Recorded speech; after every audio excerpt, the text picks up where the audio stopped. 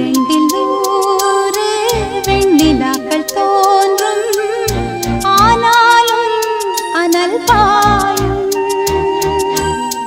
நாடி எங்கும் ஏதோ நாத வெள்ளம் ஓடும், ஆனாலும் என்னதாகும்.